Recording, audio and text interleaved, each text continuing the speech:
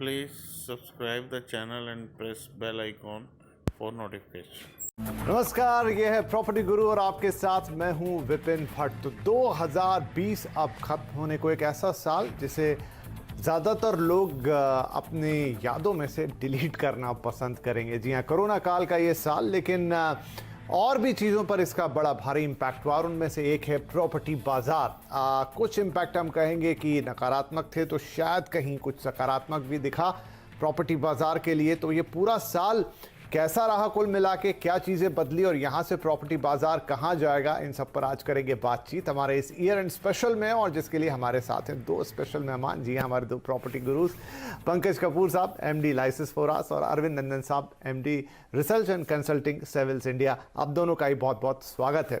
तो चलिए शुरुआत करते हैं। मेरा पहला सवाल यही रहने वाला है, पंकज जी आपसे मैं शुरू करता हूँ कि 2020 को रियल एस्टेट के लिए आप एक कैसा साल कंसिडर करेंगे? देखिए, काफी ऊपर और नीचे वाला एक तरीके से दिखाई दिया। और अगर आप देखेंगे तो जो लॉकडाउन पीरियड था उस वक्त काफी सेल्स डाउन हो गई थी, वर्चुअली नथिंग था। अगर आप मार्केट देख लीजिए तो अर्ली मंथ में द फर्स्ट क्वार्टर के अंदर मार्केट जो है वो 67 और 70% के करीब श्रंक हो गया था। लेकिन जैसे जैसे लॉकडाउन कम हुआ, सितंबर क्वार्टर आते आते जो है वहां पे रिकवरी दिखाई दी, स्पेशली रेजिडेंशियल मार्केट में करीब 60% की रिकवरी थी। और हम जब दिसंबर क्वार्टर में आए हैं तो एक डिफरेंट मार्केट नजर आया। और वो मार्केट शायद आज तक का बेस्ट मार्केट है हिस्टोरिकली। अगर आप देखें तो ये क्वार्टर जो है ये मुंबई और कई सारे शहरों के लिए अगर देख लीजिए तो हाईएस्ट एवर सेल्स का पीरियड रहा। और क्योंकि स्टैम्प ड्यूटी रिडक्शंस हुआ, बिल्डर्स ने इंसेंटिव्स दिए, प्लान दिए, फ्लेक्सिबल पेमेंट प्लान दिए, उसको देखते हुए सबसे ज्यादा आज का ही हम डेटा देख रहे थे। मुंबई, ग्रेटर मुंबई के अंदर जो रजिस्ट्रेशन है वो ऑलरेडी आज हम 25 तारीख को हैं और अभी पूरा मंथ हुआ नहीं है, लेकिन उसके बावजूद हम 14,800 यूनिट का रजिस्ट्रेशन हो चुका है अभी तक। ये हिस्टोरिकली 3 गुना है। अगर आप मंथ ऑन मंथ देखें तो वो 3 गुना है। अगर आप 2019 से भी इसे कंपेयर कर दीजिए तब भी ये 2.5 टाइम्स हायर है। तो अगर आप इस तरीके से देखेंगे तो ये एक बड़ा ही बायर्स मार्केट इमर्ज होके आया। एक घर खरीदार के लिए पेंडेमिक का जो ये पीरियड चल रहा है, ये शायद I think the most opportune period है, जहां पे everything is favouring to them. Interest rate कम है, बिल्डर्स डिस्काउंट दे रहे हैं, वेरी हाई इन्वेंट्री है, स्टेट गवर्नमेंट ने भी स्टैम्प ड्यूटी का रिडक्शन कर दिया है। तो सारी चीजें उनको फेवर कर रही हैं। तो मैं जो अंत होता हुआ इस साल का मैं देख रहा हूँ तो बड़ा ही अच्छा for residential real estate market के पॉइंट ऑफ व्यू से देख रहा हूँ। तो ये बड़ी रिकवरी है और इस तरीके से एक जो खोया हुआ विश्वास था इस रियल एस्टेट सेक्टर का और जो स्ट्रेस बिल्डर को हो रहे थे, वहां पे भी मुझे दिख रहा है कि रिकवरी होती हुई दिखेगी फ्रॉम हियर। जिस तरीके का ये उछाल हुआ, अगर ये सस्टेन कर सके, और गवर्नमेंट भी आई थिंक इसको लॉन्ग टर्म के पॉइंट ऑफ व्यू से सोच रही है। जैसे आज के ही न्यूज में देख लीजिए, वो सोच रही है कि शायद अगर बिल्डर्स ये स्टैम्प ड्यूटी का बेनिफिट और रिडक्शन का बेनिफिट कंज्यूमर को कंटिन्यू करें और देते रहें, तो शायद उन्होंने जो प्रस्ताव रखा है कि वो प्रीमियम भी कम कर देंगे और 50% कर देंगे। तो कुछ एक चीजें हैं जो गवर्नमेंट भी अपनी please subscribe the channel and press bell icon for notification तरफ से सोच रही है और इसके पॉजिटिव इम्पैक्ट जो है को देखते हुए मिल रहे हैं। बिल्कुल। तो क्या कहा जाए इसको कि एक बहुत ही ड्रामेटिक ईयर था। अरविंद जी कैसे देखें? मतलब जैसे पंकज जी कह रहे हैं कि रेजिडेंशियल की तरफ देखें तो ऐसा लग रहा है कि वो अब तक का सबसे बेस्ट परफॉर्मेंस होने जा रहा है, लेकिन दूसरी तरफ अगर हम कमर्शियल को याद करें, हम कार्यक्रम में आपसे बात करते थे कि 2019 जो है वो एक इतना शानदार ईयर रहा है, अनप्रेसिडेंटेड रहा है, और वहीं आके पूरी की पूरी जो कहानी है 2020 में उलट गई। तो एक तरह से रियल एस्टेट के लिए पूरा ड्रामेटिक, बहुत ही नाटकीय साल। जी हाँ, नाटकीय तो रहा बिल्कुल, इसमें कोई शक नहीं है। और देखिए, पंकज जी ने जो बात कही है उसमें भी दो अलग अलग बातें हैं। लॉकडाउन का पीरियड और क्वार्टर 4 की उन्होंने बात की। क्वार्टर 4 में तो बेशक बहुत अच्छा उछाल आया और उसके लिए फैक्टर्स हैं, लेकिन एक वृहद पैमाने पर अगर हम देखते हैं और कमर्शियल को भी लेकर देखते हैं तो ये बहुत ही विचित्र साल रहा है विपिन जी। जैसा आपने कहा 2018 फिर 2019 में लगातार 2 साल रिकॉर्ड तोड़ प्रदर्शन हुआ कमर्शियल मार्केट के पॉइंट ऑफ व्यू से देखें। और इस साल भी उम्मीद थी कि कम से कम 10-15% की बढ़ोतरी तो होगी, जो एक स्ट्रेट लाइन में इंक्रीज आप मान के चलते हैं कि वो होने वाला है। और Q1 जो था इस साल का कमर्शियल लीजिंग के पॉइंट ऑफ व्यू से, वो लगभग ठीक सा चल रहा था। हालांकि आखिरी के 15 दिनों में, मार्च के आखिरी के 15 दिनों में ट्रांजैक्शंस कम हुए, लेकिन उसके बाद जो नजारा सामने आया उसने सारी तस्वीर को पलट के रख दिया। और Q3, Q4 में कुछ रिकवरी होनी शुरू हुई थी, लेकिन अब जो पूरी पिक्चर, अब तो साल लगभग खत्म हो चुका, अब जो पूरी पिक्चर हमारे सामने है वो इस तरह है कि इस साल हम करीब करीब 50% का डाउनफॉल देखने जा रहे हैं। साल खत्म होने पर ये नंबर, ये आंकड़े अपने आप आ जाएंगे सामने, लेकिन हमने जो आकलन लगाया हुआ है इस समय, उससे ये इशारा मिल रहा है कि करीब 50% का डाउनफॉल मार्केट में दिखाई पड़ने वाला है 2019 की तुलना में। और विपिन जी, मैं इस चीज को जोड़ना चाहूंगा किसी एक ऐतिहासिक पॉइंट से, जिसके लिए सबसे अच्छा मेरे पास रेफरेंस है 2008 का। जब 2008 में डाउनफॉल आया था, तब भी इसी तरह क्रैश हुआ था मार्केट। अच्छी बात यह है कि लॉकडाउन के दौरान जो एक्टिविटी लगभग शून्य पे पहुंच गई थी और लगभग हर शहर में पहुंच गई थी, उसने किसी तरह वापस एक बार जीवित होने के इंडिकेशन देने शुरू कर दिए हैं। जैसा कि पंकज ने बताया कि रेसिडेंशियल में दिखाई पड़ रहा है। रेसिडेंशियल के लिए बहुत सारे इनिशिएटिव और इंसेंटिव्स हैं, जिसका नाम भी ले लिया इन्होंने। वो कुछ हद तक कमर्शियल में दिखाई पड़ा है, लेकिन अगर मैं मोटे तौर पर इसको सम अप करूं, तो मैं ये कहूंगा कि लगभग 50% की हमने फॉल इस साल देखी है या देखने जा रहे हैं।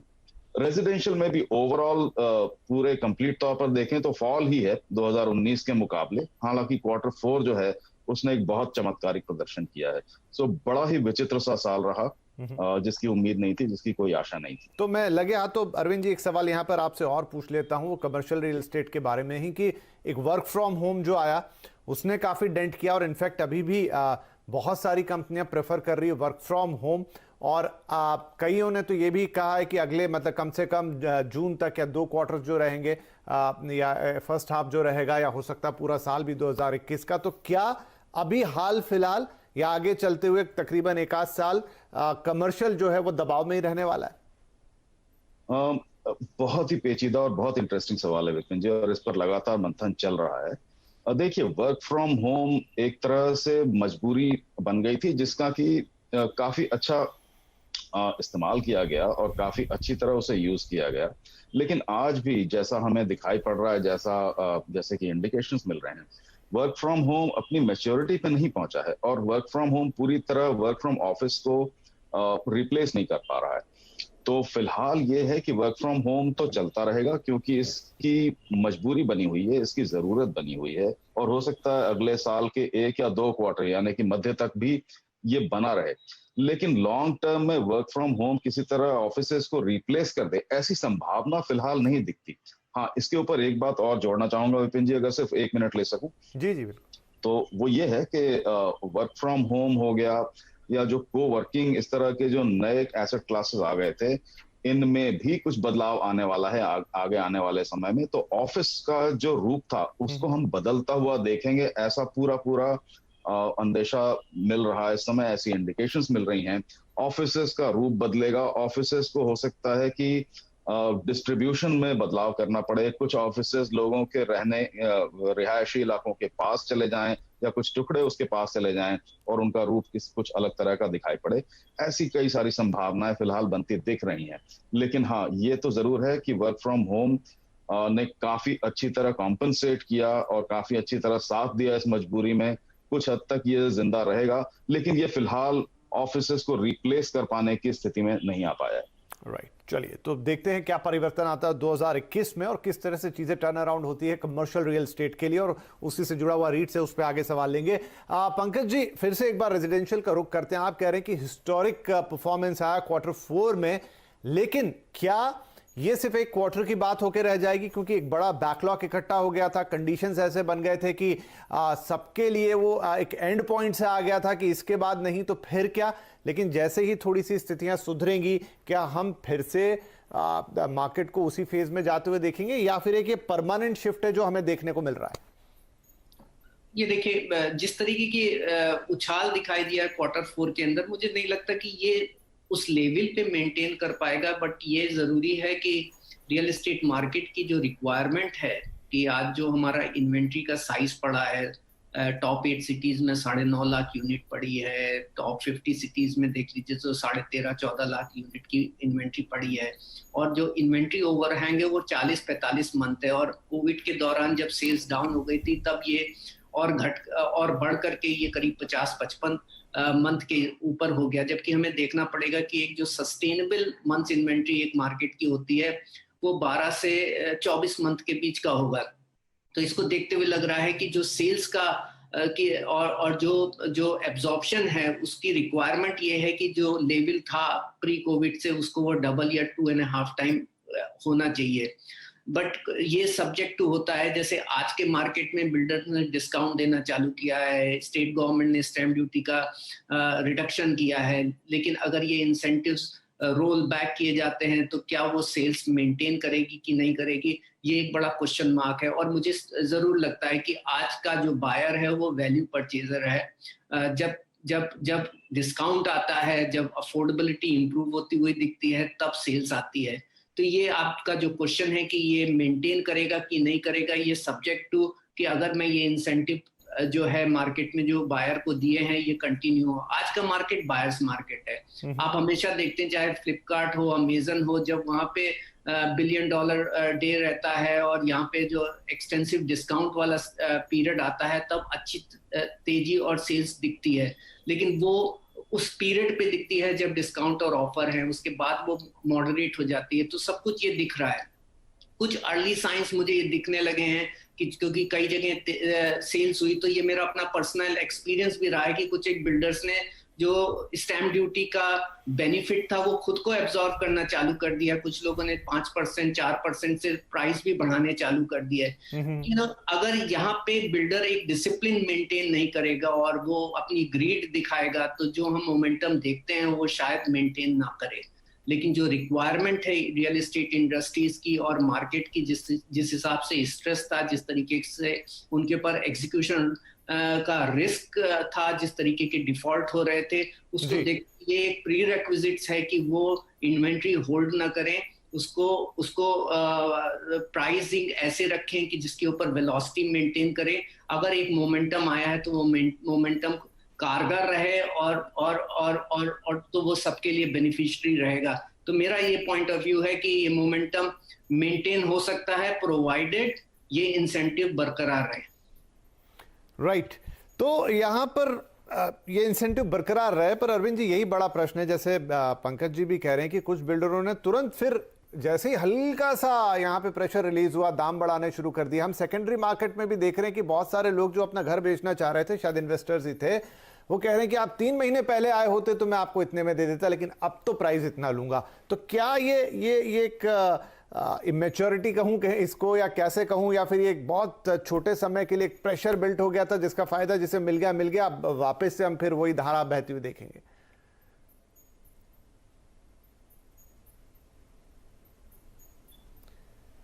अरविंद जी, आपका ऑडियो मुझे नहीं सुनाई दे रहा है, शायद म्यूट पे चला गया है।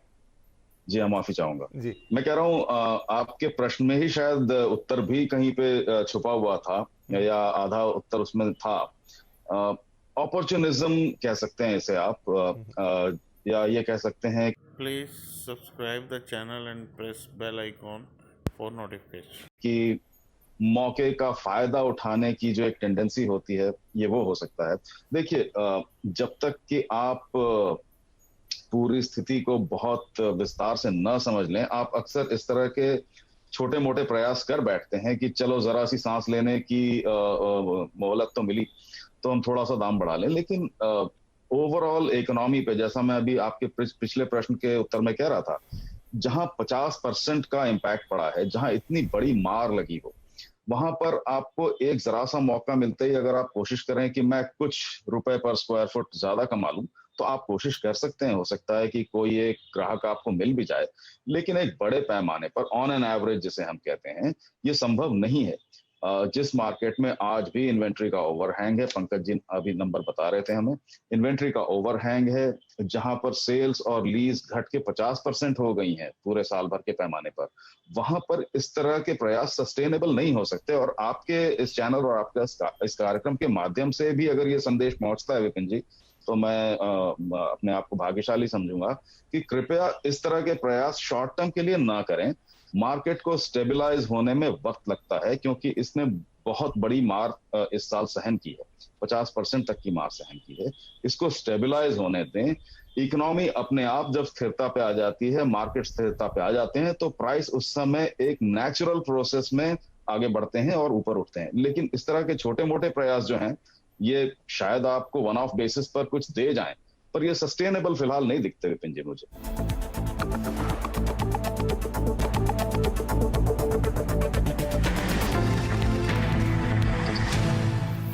अब हम थोड़ा सा फॉरवर्ड लुकिंग देखते हैं। पंकज जी, 2021 में आपको बाजार कैसा नजर आ रहा है? क्योंकि देखिए अभी भी हम कोरोना से बाहर तो नहीं है। अच्छी बात यह है कि वैक्सीन आ रही है, लेकिन वैक्सीनेशन एक लंबा प्रोसेस है और उस वैक्सीनेशन के बाद भी ऐसा नहीं कि सब कुछ एकदम नॉर्मल हो जाएगा, चीजें सुधरने में वक्त लेगी। तो कुल मिला के 2021 आपको कैसा लग रहा है यहाँ से प्रॉपर्टी के लिए? देखिए, हमारे पास जो है जो खरीदार हैं उनकी कभी कमी नहीं थी और खरीदार खरीद नहीं पा रहे थे, क्योंकि हम हाउसिंग शॉर्टेज कंट्री हैं। अगर आप देखेंगे तो अगर ऑल इंडिया की बात करते हैं तो आज भी पेंट अप डिमांड है और आज भी जितनी इन्वेंट्री है ये कंज्यूम हो सकती है, प्रोवाइडेड प्राइजेस लोअर रहें, इंटरेस्ट रेट ऑलरेडी कम है। तो अगर ये बायर के फेवर में सारे मैक्रो इकोनॉमिक इन्वायरमेंट और बाकी चीजें रहेंगी तो ये चलता रहेगा। और घर जो खरीदार है, अगर आप देखिए जो इम्पैक्ट है पब्लिक सेक्टर का, जो एम्प्लॉय है, जो घर खरीदार था, अगर हम ऑल इंडिया की बात कीजिए तो वहां पे सैलरी रिडक्शंस भी इतने नहीं हुए, तो वहां पे इतना बड़ा इम्पैक्ट नहीं है। और आज अगर हम ओवरऑल मार्केट को देखेंगे तो करीब 30 से 40% जो कंज्यूमर है, नॉर्थ इंडिया का कंज्यूमर है, स्मॉलर सिटीज का कंज्यूमर है, वो कंज्यूमर जो है वो पब्लिक सेक्टर में काम करने वाला एक आदमी होता है, तो वहां पे इतना बड़ा इम्पैक्ट नहीं था। और कोविड के बाद मुझे लगा कि जो पहले और दूसरे क्वार्टर में थोड़ा सा सैलरी रिडक्शन और जॉब लॉसेस का था, वो रिवर्स हुआ। उसके बाद अगर हमारा एम्प्लॉयमेंट डेटा भी बताता है कि हमने एक अच्छा वी शेप रिकवरी लिया, ओवरऑल एस्पेक्ट्स पे इकोनॉमिक जो है रिकवरी हमें होती हुई दिख रही कंट्री के अंदर। तो और ये हमने देखा है कि सैलरी पे जो इम्पैक्ट इनिशियली आए थे वो वापस रिवर्स हुए और एक फॉरवर्ड लुकिंग आउटलुक दिख रहा है। तो मुझे लग रहा है कि 2021 जो है वो जरूर ही अच्छा रहेगा। और अगर आप 2019 से भी कंपेयर करेंगे तो वो करीब 25-30% की ग्रोथ दिखेगी। हालांकि 2020 के सालाना के ऊपर अगर ओवरऑल ईयर के ऊपर देखेंगे तो हमारा मार्केट डिस्पाइट फोर्थ क्वार्टर में रिकवरी थी, लेकिन पहले 2 क्वार्टर्स में जो लॉस हुआ था उसको रहते हुए करीब 25% के। Please subscribe the channel and press bell icon for notification. Loss के ऊपर चल रहा है, तो इसके बाद यहाँ से हमको एक वी शेप रिकवरी होती हुई दिखेगी और मुझे लग रहा है कि ये आगे चल के मेंटेन करेगी। जब तक ये सप्लाई मार्केट में है, इन्वेंट्री का प्रेशर मार्केट में है, बिल्डर्स बाध्य होंगे और ये कंज्यूमर और बायर्स मार्केट रहेगा। राइट, चलिए, तो कंज्यूमर मार्केट रहेगा, बायर्स मार्केट रहेगा और बिल्डर्स को बाध्य होना पड़ेगा इसी तौर तरीके को अपनाने के लिए ताकि चीजें चलती रहे, ग्रोथ दिखाई दे। अरविंद जी, आपसे भी राय जानना चाहूंगा कि 2021 आपको कैसा लगता है अपनी नजर में, और खासतौर पे अगर हम कमर्शियल की बात कर रहे थे और मैंने कहा एक रीट्स का भी सवाल, क्योंकि रीट्स को लेकर काफी आशाएं थी, उम्मीदें थी और अच्छा जो भी रीट्स आए थे परफॉर्म अच्छा कर रहे थे, लेकिन अब इन सब के बाद क्या रीट्स उतने आकर्षक दिखेंगे जहां तक 2021 की बात है? जी हाँ, तो पंकज की बात को ही मैं आगे एक्सटेंड करता हूँ। देखिए, इस समय काफी उम्मीद है कि 2021 में रिकवरी होगी और इसके कारण जो हैं उन पर मैं 1 मिनट में चर्चा करना चाहूंगा। देखिए विपिन जी, ये 2020 का ये जो हमने ये समय देखा, ये मुश्किल समय किसी इकोनॉमिक इम्प्रूडेंस से, किसी बैंकिंग घोटाले से, किसी स्कैम से, किसी सब प्राइम क्राइसिस से जुड़ा हुआ नहीं था। ये एक बायोलॉजिकल प्रॉब्लम से जुड़ा हुआ इकोनॉमिक डिजास्टर था, जिसकी की कोई हमारे पास जिसकी कोई काट नहीं थी, जिसका कोई तोड़ नहीं था, कोई इलाज नहीं था। और उसके बावजूद हमने साल के दूसरे हाफ में बिना इलाज हुए हमने किसी तरह से इकोनॉमी को चलाने की कोशिश की और उसके परिणाम दिखाई पड़ने लग पड़े। तो जिस दिन इसका बायोलॉजिकल सोल्यूशन हमारे हाथ में आ जाएगा, भले ही ये व्यापक तौर पर हम इसे लगा ना पाए वैक्सीनेशन को सभी को, लेकिन एक मोरल बूस्टिंग जो होती है वो एक बहुत बड़ा फैक्टर है जिसका इंतजार है लोगों को। 8 दिसंबर को जैसा सुना है पहली वैक्सीनेशन यूके में हो चुकी। तो यदि अगले वर्ष कोई नए सरप्राइजेस ना आ जाएं, जैसा आज सुन रहे हैं कि कुछ दो तीन कंट्रीज में नया स्ट्रेन दिखाई पड़ रहा है इसका, अगर वो व्यापक ना हो जाए, वैक्सीनेशन हो सके, किसी और तरह की कोई इकोनॉमिक बाध्यता, अर्थव्यवस्था की बाध्यता ना आ जाए, सोशियो पॉलिटिकल क्लाइमेट बना रहे, तो ये रिकवरी जरूर होनी है। उसका मुख्य कारण यह है कि हमने इस साल के दूसरे हाफ में लोगों का रिजॉल्व, लोगों के मन में जो दृढ़ निश्चय है वो देख लिया है कि इस क्षति को पूरा करना चाहते हैं। अब मैं कुछ आंकड़ों की बात करना चाहूंगा विपिन जी। हमने अभी रिसेंटली अपनी एक इन्वेस्टमेंट रिपोर्ट रिलीज की है जिसमें हमने अगले साल के लिए कुछ एस्टिमेट लगाए हैं, कुछ आकलन दिया है जी। और उससे ये दिखाई पड़ता है कि अगले वर्ष 2019 की तुलना में सिर्फ 30% के लगभग की कमी हो सकती है। 2000 के ऊपर तो एक बहुत बड़ी वृद्धि हो सकती है इन्वेस्टमेंट्स की भारत में, और ये एक बहुत बड़ा इंडिकेशन है क्योंकि जो इन्वेस्टर का माइंडसेट है, जो इन्वेस्टर्स के प्लान है, वो इस बात को दिखाते हैं कि रियल एस्टेट में या इस सेक्टर में कितना कॉन्फिडेंस है, किस तरफ उन्हें लगता है कि बढ़ोतरी आने वाली है। तो ये एक बहुत बड़ा इंडिकेशन है। हमने देखा अपने उस सर्वे में, अपने रिपोर्ट में, कि लगभग $6 बिलियन की इन्वेस्टमेंट तो जरूर होने की संभावना है। कुछ सेक्टर्स हैं उसमें अलग अलग, जिनकी बात हम बाद में कर सकते हैं। रही बात कमर्शियल मार्केट में और रीट में, देखिए हमारे पास 2019 में एक रीट था, 2020 के जुलाई में दूसरा रीट आया। 2020 में जो रीट आया है उसको तो 13 गुना ओवर सब्सक्राइब हुआ, और अब 2-3 और रीट, जैसा हम सब जानते हैं, ये तैयारी में लगे हुए हैं। ये भी इन्वेस्टर्स के लिए रियल एस्टेट में इन्वेस्ट करने का बहुत अच्छा माध्यम है। इसलिए पूरी संभावना है कि रियल एस्टेट में यदि लोग इन्वेस्ट ना भी कर सके तो रीट्स में जरूर करना चाहेंगे। इनकी परफॉर्मेंसेस हमें इस तरफ ले जा रही हैं। कमर्शियल रियल एस्टेट की भी, जैसा मैंने उस इन्वेस्टमेंट रिपोर्ट के बारे में बताया जी, उसके बारे में संभावना ये है कि ये वापस उसी तरह से उठेगा जिस तरह ये 2019 में था। तो वी शेप रिकवरी, जिसका पंकज ने जिक्र किया, मैं पूरी तरह सहमत हूँ। वी शेप रिकवरी हमारा इंतजार कर रही है। हाँ, ये कब आएगी, ये क्या मार्च में आएगी, मार्च अप्रैल में आएगी या जून में आएगी, ये कहना मुश्किल है। संभावना ये है कि ये जून या उसके आसपास ज्यादा आने की संभावना है, बजाय साल के शुरू में, जब तक वैक्सीनेशन या दूसरे उपाय किए जा रहे हैं। चलिए, मतलब हमारे दोनों एक्सपर्ट्स मानते हैं कि वी शेप रिकवरी इंतजार कर रही है रियल एस्टेट मार्केट के लिए 2021 में, चाहे वो फिर रेजिडेंशियल रियल एस्टेट हो या फिर कमर्शियल हो। रीट्स भी अच्छा परफॉर्म करते हुए नजर आएंगे और एक बेहतरीन साल हो सकता है 2021, घर खरीदारों के लिहाज से भी, डेवलपर्स के लिहाज से भी, और ओवरऑल देखें तो पूरे रेजिडेंशियल और कमर्शियल का जो ये पूरा एक कॉम्बिनेशन है, इसके लिहाज से एक वी शेप रिकवरी हमें 2021, और बहुत इंपॉर्टेंट है जैसा अरविंद जी कह रहे थे कि अब वो मार्च में दिखेगी, मिड ऑफ द 2021 दिखेगी या थोड़ा सा और समय लेगी, ये हमें धीरे धीरे ही पता लगेगा। लेकिन एक अच्छा साल दिख रहा है, एक सिल्वर लाइनिंग दिख रही है 2021 में जाते हुए। तो चलिए, आप दोनों को भी बहुत शुभकामनाएं नए साल की, और उम्मीद हम करेंगे कि रियल एस्टेट भी बेहतर करे, और वो सारी चर्चाएं आगे वक्त के साथ हम करते जाएंगे, और बायर्स को भी मौका मिले जिन्हें घर खरीदना था, नहीं मिल पाया अब तक, कुछ ने अभी इसका फ़ायदा उठाया और आगे भी उनको ये मौके मिलते रहेंगे। तो इसी के साथ आप दोनों का बहुत धन्यवाद करेंगे और सभी दर्शकों से भी इजाज़त लेंगे। नमस्कार।